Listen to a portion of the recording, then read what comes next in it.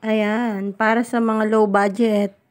Ngayon, mahal ang mga bilihin. So, ito po, try nyo tong Lucky Plate para kahit konti ang ating budget, maging lucky tayo ngayong 2024.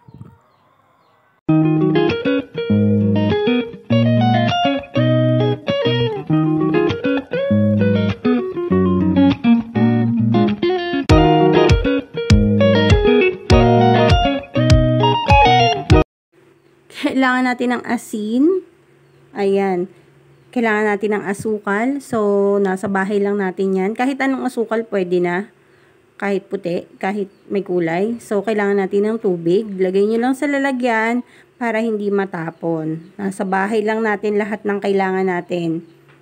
Bigas. Yan. Konti lang. Hindi naman kailangan ng madami. So, bigas. Kailangan natin yan. Lahat ng hindi nabibilang. Bulak. Itong mga to, hindi nabibilang to. So, ito yung kailangan natin. Kasi swerte daw yung mga ito. Plato. Kailangan natin ng isang plato.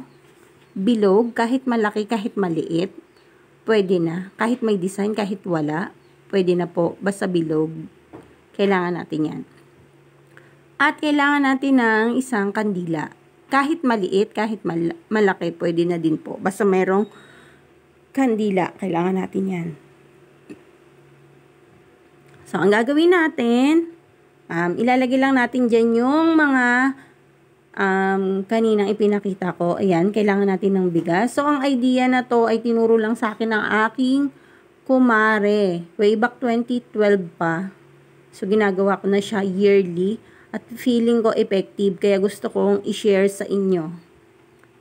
Ayan, kailangan natin ng asukal.